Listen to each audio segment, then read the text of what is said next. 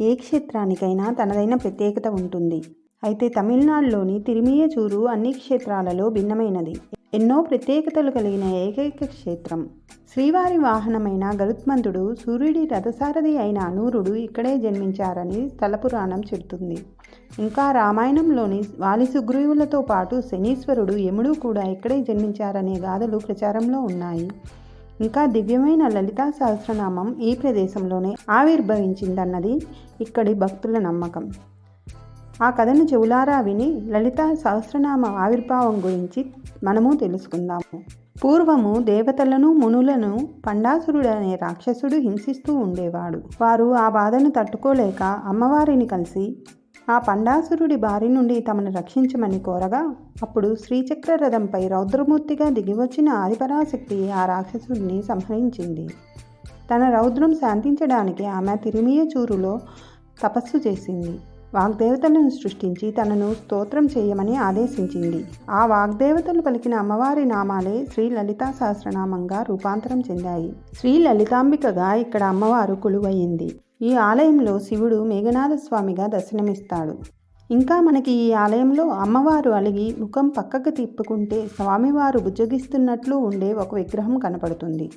మరెక్కడా కనిపించని ఇలాంటి విగ్రహం వెనుక ఆసక్తికరమైన కథలు ఇక్కడ ప్రచారంలో ఉన్నాయి. కశ్యప మునికి 2 భార్యలు వినత, కద్రువ. వారికి చాలా కాలం సంతానం కలగకపోవడంతో శివుణ్ణి వేడుకుంటారు. వినత, కద్రువులకు చెరో గుడ్డును శివుడు ఇచ్చి ఏడాది పాటు వాటిని జాగ్రత్తగా కాపాడాలని ఆదేశిస్తారు. వినత తీసుకున్న గ్రుడ్డు నుంచి వినతకు బిడ్డ పుట్టడంతో తనకు ఇంకా పుట్టలేదన్న అక్కస్తో కద్రువ తన దగ్గర ఉన్న గుడ్డును పగలగొడుతుంది. ఆ బిడ్డ పూర్తిగా ఎదగకపోవడంతో ఆవేదన చెందిన కద్రువ మళ్ళీ శివుడిని ప్రార్థించగా శివుడు ప్రత్యక్షమై ఆ బిడ్డ సూర్యుడికి రథసారథి అవుతాడని ఆశీర్వదిస్తాడు. అతడే అనూరుడు. ఆ అనూరుడు కైలాసం వెళ్ళి శివదర్శనం కోసం ఘోర తపస్సు చేస్తాడు. ఉరువులు లేని నువ్వు కైలాసానికి ఎలా వెళ్తావని సూర్యుడు హేళన చేస్తాడు.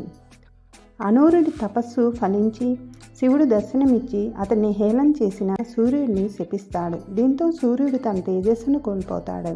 శాప పరిహారం కోసం సూర్యుడు ప్రార్థిస్తే 7 నెలల పాటు తనను పార్వతిని ఏనుగుపై ఆకాశంలో ఊరేగించాలని శివుడు ఆదేశిస్తాడు.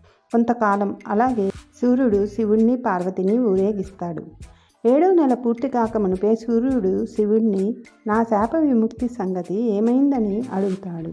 దీనికి ఆగ్రహించిన పార్వతి గడువు పూర్తి కాక మునిపే శాప విమోచనం కోరడం ఏమిటంటూ సూర్యుడిని శపించడానికి పైకి లేస్తుంది. ఆమె శాపానికి సూర్యుడు గురైతే లోకమంతా పూర్తిగా అంధకారంలో నిండిపోతుందని గ్రహించిన శివుడు ఆమెను బుజ్జగించి సూర్యుడికి శాప విమోచనం ప్రసాదిస్తాడు. సూర్యుడికి తన తేజస్సు తిరిగి వస్తుంది. ఈ కథను ప్రతిబింబించేదే ఈ విగ్రహమని ఇక్కడ భక్తుల నమ్మకం. ఇంకా ఇక్కడ కొంతమంది గంగాదేవికి శివుడు తలపై తనకన్నా ఉన్నత స్థానం ఇచ్చాడని పార్వతి అలిగిందని, అందుకే శివుడు ఆమెను బతిమాలుతున్నాడని, ఆ సందర్భాన్ని ఈ విగ్రహం గుర్తు చేస్తుందని మరొక కథ ప్రచారంలో ఉంది. ఇలా ఎన్నో విశేషాలు ఉన్న ఈ ఆలయానికి 1000 ఏళ్లకు పైగా చరిత్ర ఉంది. ఈ గుడి తమిళనాడులోని ముఖ్య పట్టణమైన కుంభకోణానికి సుమారు 35 కిలోమీటర్ల దూరంలో ఉంది.